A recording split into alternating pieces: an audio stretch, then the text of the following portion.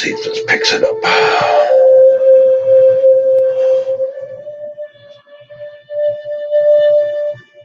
Good morning, my friends. I hope everybody's well.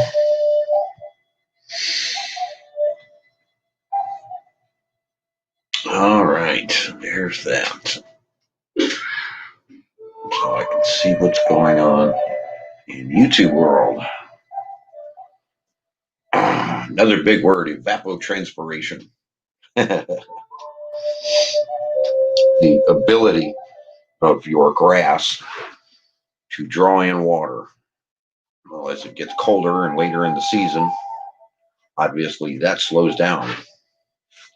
Colleges have been testing that, and October and November seem to be the slow times of the year for this evapotranspiration. Obviously, those are the times you don't want to waste any money or your time trying to late season feed or winterize your yard, because you're just going to continue and perpetuate the same problem we have, burning out the roots of trees, because you're going to put a nitrogen down that's not going to do anything, that's going to settle in the lowest part of your yard, which in most cases ends up being below a tree, and then you burn out the roots. And there you go. There's your situation.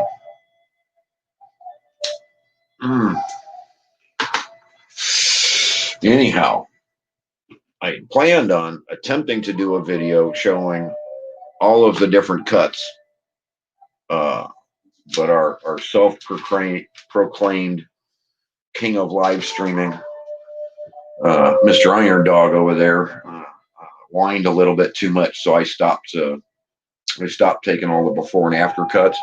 Hey, Mr. Mike, what's going on, buddy? But I did keep track, and this may shock some of you, but minus minor rains, and we didn't have a lot this year. I cut my grass 60 times this year, and it's still not done growing. I'm finally to the point where I have to look at every other or once a week, because it is starting to slow down a little bit. Yeah, I saw that, Mike. I was thinking about doing something, but there's not a whole lot of draw. I was thinking like knee pads and a jacket, some sort of light something or other, but yeah, there's just no draw from my world. People aren't interested. Hey, whatever, right? Whatever. But yeah, so 60 cuts this year. Sorry, Iron Dog. The idea that as you continue to cut the grass, and no, I'm not cutting short. I'm cutting 3.25. Getting beautiful stripes and what have you. It's expanding the root base. It's not allowing the green to grow, but forcing the root base to go deeper.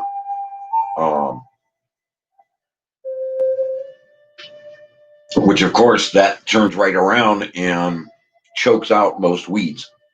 So instead of having to put down a weed killer application, I'm cutting the grass so much I don't need to. And the weeds are just naturally dying out because they're suffocated. It's awesome. How was it Jerry described it? Jerry's Woodworking and Outdoors. Now, the man will complain, and you'll hear him complain. He's gone through 3 lawnmowers this year, or something along those lines. Oh, that's a thought. That's a thought. Somebody was supposed to be working on an audio book too, and that didn't pan out this year. So I don't know if that's still in process or not. Hopefully the guy watches the video today and says something I know it's been a weird year. 2020 has been one of the worst years for the world, not just America. And and we're all kind of self-centered in this, and watching only what we're allowed to see. I'm gonna stop at that point. But yeah, it's been weird all over the world. Crops being destroyed for no reason. Um, claiming this, that, the other, the food chain's broken, and this, that, and the other. And I can't speak loud enough that people need to take care of themselves. Be self-reliant in as many things as you possibly can. Um,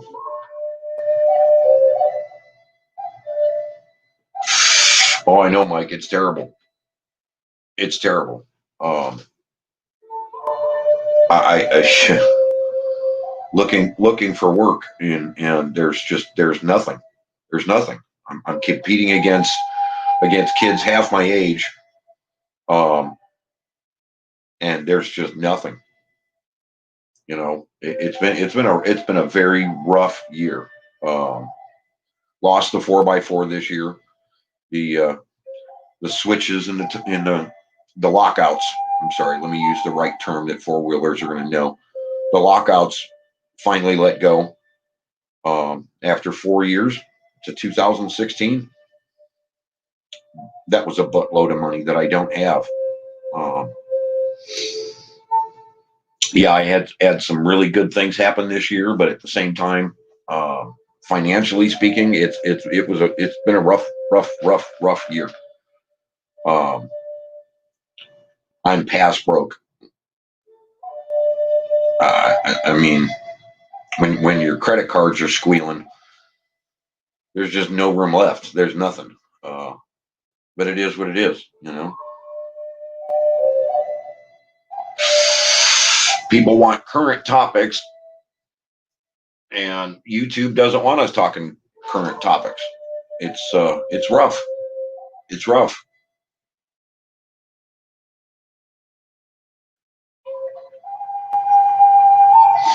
Right? Oh, I get you, Mike. But a lot of people want to see results. They hear me talking, and they hear people like Jerry's Woodworking and what have you. Uh, he now calls his yard a tropical paradise in North Carolina. Burned up 3 lawnmowers. Now, I'm not assuming he's getting anything of hardcore value that's built for this kind of work.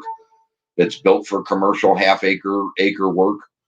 I'm assuming it's a knockoff. I mean, I get it, but they can't handle this. Um, they're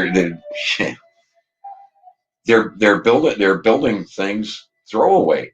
Honestly, they don't put the time and the technology into the home owner. But think about the other aspect of that, of what I'm trying to say and what I'm trying to teach here. Granted, he's going through lawnmowers like crazy because he's not getting something that is uh, built for this kind of work. But what does that do in your garden?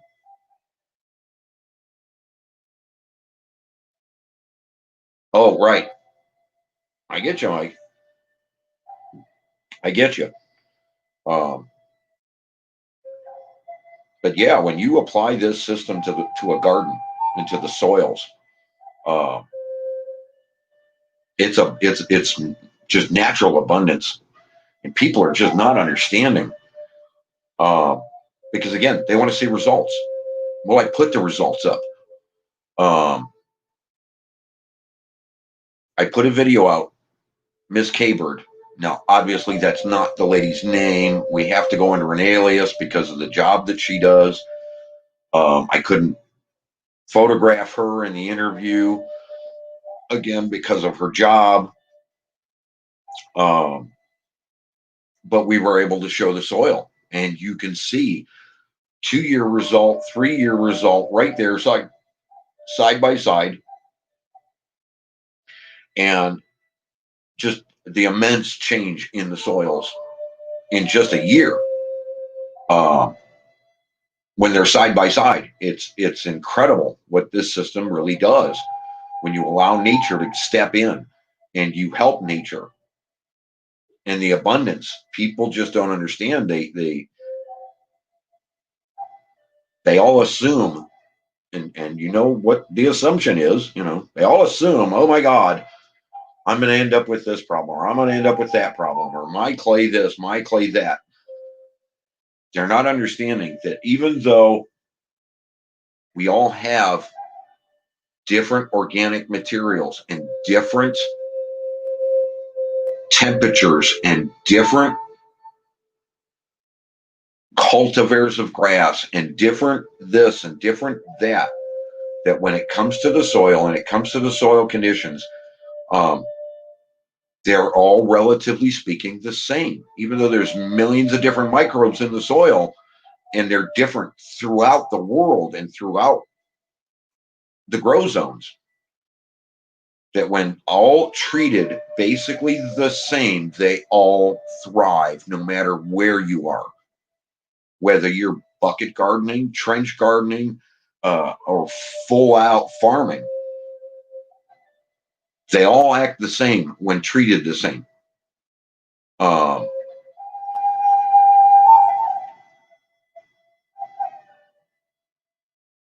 absolutely, Mike. 100%. Absolutely. In which you're not smelling, and see, this is the part that kind of creeps people out, and there's no reason to be creeped out. We've been dealing with this both barefoot and bare hands and this, that, and the other for thousands of years throughout the world. Nobody's dying from it. And no, I'm not talking about the current event of what's killing people, and we haven't seen the worst of it yet. Brace yourself. Brace yourself. It's not over. I don't want to go into that. We've got our own problems that we're all dealing with, but it's going to get worse, far worse. And it's got nothing to do with, who President so-and-so is. What's getting ready to happen is a global thing. It's got nothing to do with the American politics. But when you talk about the soils and the smell in the soil, you're smelling organic life. You're smelling, we call it topsoil. We give it this huge, broad definition, topsoil. Topsoil in itself, the word soil in itself actually has no smell. It has a taste, it has no smell, because there are minerals in it, but there's nothing breaking down that's going to off gas an odor we can smell. What you're smelling is the organic life. And that's the entire point of the Green Wizard's Guide, is dealing with and support of that organic life that puts off that smell. You smell that richness in the soil, and you just know you've got goodness in your hand. You've got living everything right there in your hand. A lot of people, they look at this system and they go, wait a minute, I don't want to be doing labor. I don't want to be digging. I don't want to be rototilling. I don't want to be. You don't have to be. This is the point of that interview with Miss Kay Bird, is that as this system begins to work, as this system starts, it continues to expand. It continues to grow in the soil and reclaim topsoil. You don't have to do anything. Nature will step in and do it. All of this in basic terms can be done by hand, throwing it on top of the garden, throwing it on top of the soil and letting it naturally absorb in, letting the worms pull it down into the soils. she has grown. That's the only way to put it. She has grown an inch and a half to 3 inches in depth, depending on which garden you dig up, that she has reclaimed or grown from clay new topsoil, rich, abundant topsoil, just by helping the organic life. And by doing absolutely nothing this year, while I'm cutting grass 60 times this year, she's doing nothing. That garden continued to expand and go deeper into the earth, reclaiming clay. And there was the only barrier, as I went through with a shovel and dug down, the only barrier I ran into was the clay.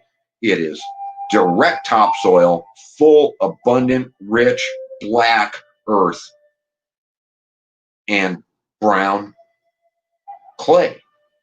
It's reclaiming it directly from clay and turning it directly into topsoil. Now, granted, without our help, without our rototilling, without our digging it up and adding and helping and mixing, obviously she could reclaim a whole lot more, a whole lot faster, going in by hand and doing it.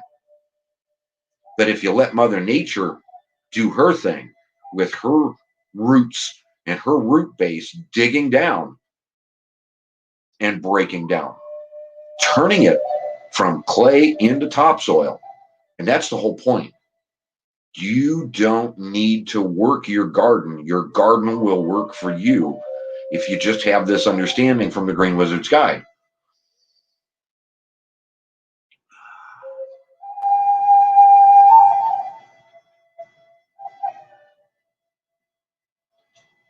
Oh, I'm sure, Mike.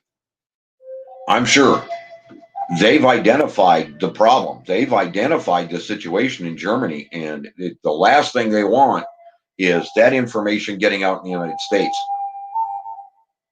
as to what's causing this and why the Germans are fighting and why the Germans are doing what they're doing. This is a global situation. It's not just here in the United States. People are we're not allowed to see things right now outside the United States. It's really weird. We used to be the most informed people, and as the media has changed in the United States and fallen under the three owners, they're only allowed to talk about so much. You know, we just had rallies and what have you because of the election and because of this other stuff going on. None of it was covered by the current news. None of it. Yet the riots, there they are, peaceful protesting. No, they're rioting. They're burning buildings down. They're doing and nobody wants to point the blame, and nobody wants to point the finger, and nobody wants to, because the owners that be are hiding that information. You know, you compare one to the other. You know, when a bunch of Trump supporters go through a gathering of other people, there's violence. Yet when other people go through a bunch of Republican people, there's nothing. But that's never reported.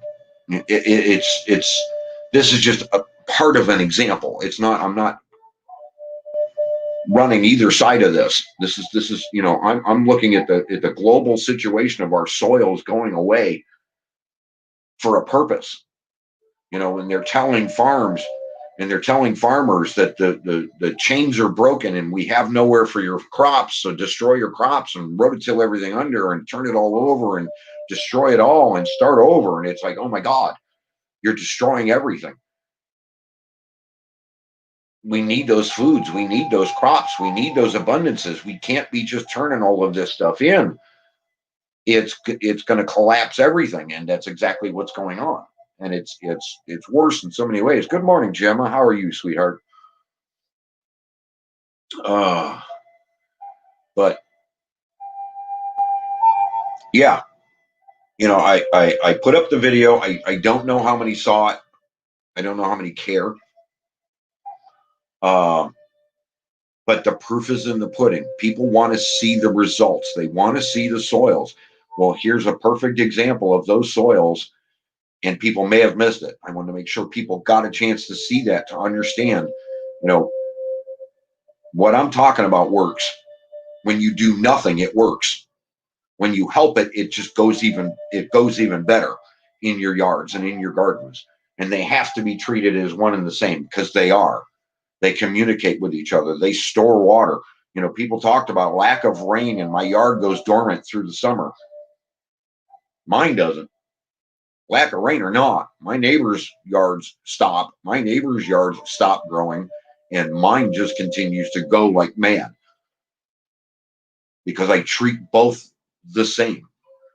This year I'm trying 5 or 6 different things with garlic, totally different than I've ever done before.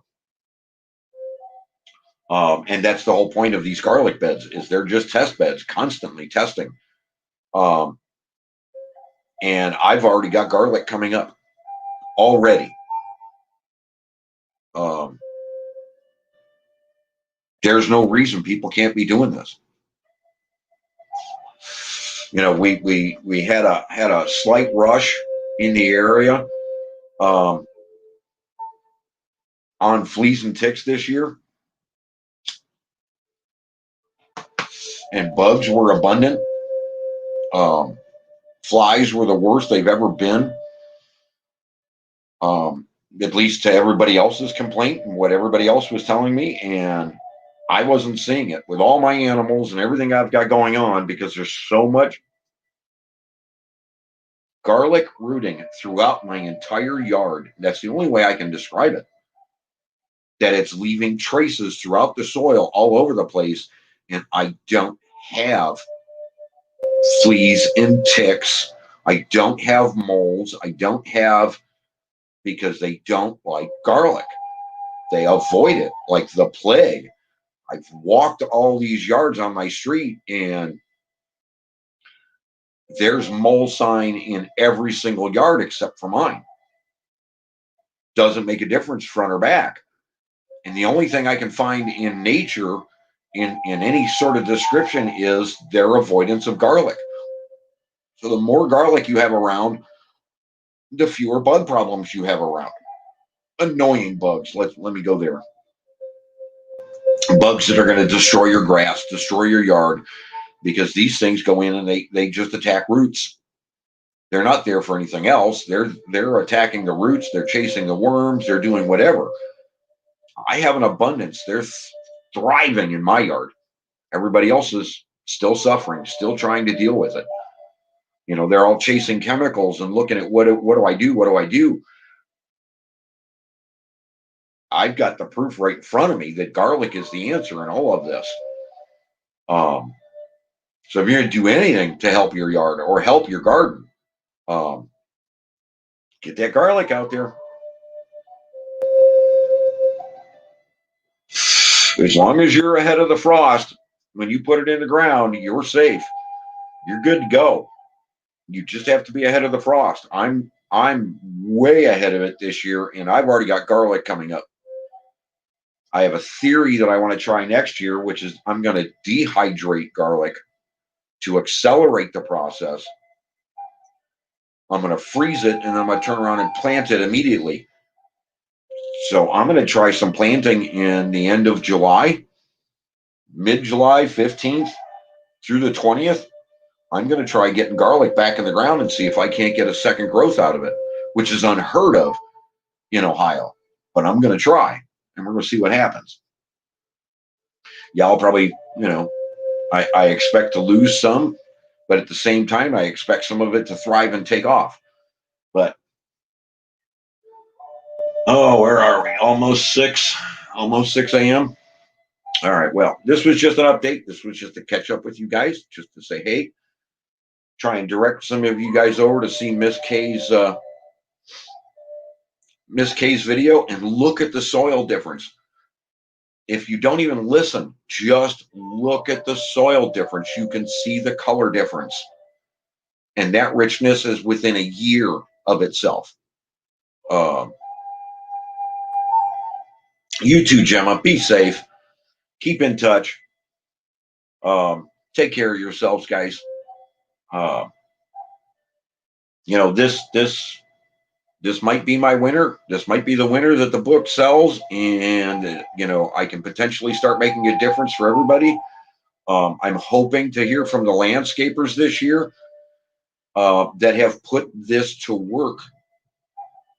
Those guys have been extremely busy. They haven't been able to come back to YouTube and talk because they've had an extended season, a much richer season.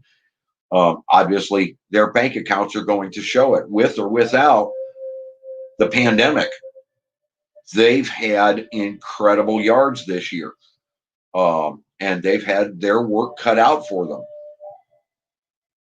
And again, the system works. It's going to put money back in your pocket, whether you're a landscaper or a gardener or just somebody who wants a decent yard. When you're not using chemicals anymore and you're not spending that money on a yearly basis, that's money not spent. That's money back in your pocket. That's what this is all about. We need to save the planet, save the earth, save ourselves by just getting back to nature. Peace of mind. It works wonders. All right, everybody. I'm kind of out of topics. There were some other things I had wanted to talk about, but the more I think about it, you know, I don't want to start getting into the giant words and going into scientific explanations. But if you didn't get winterized and you didn't get chemicals down, sorry, you didn't get Mother Nature's amendments down. Hey, Mr. Cliff, nice to see you, my friend. Don't put them down now. You're done. Just don't go there. You're wasting it. The colleges have done the studies over the past 15 years, and October, November, grass stops intaking the nitrogen, stops intaking the minerals. It just starts to go into its dormancy. And anything you would be putting down in the soil will not be absorbed. It will go by the wayside and go burn up plants. Don't treat your yards mid-October, November, December. Don't bother. Don't bother. You're wasting your time. You're wasting your money. But that's how it is. I hope to have a barbecue coming up. So I will have another video coming up. I don't know what we're cooking yet. I'm hoping to do turkey before Thanksgiving so that we can do that smoked out. So pay attention, guys. I'll be around.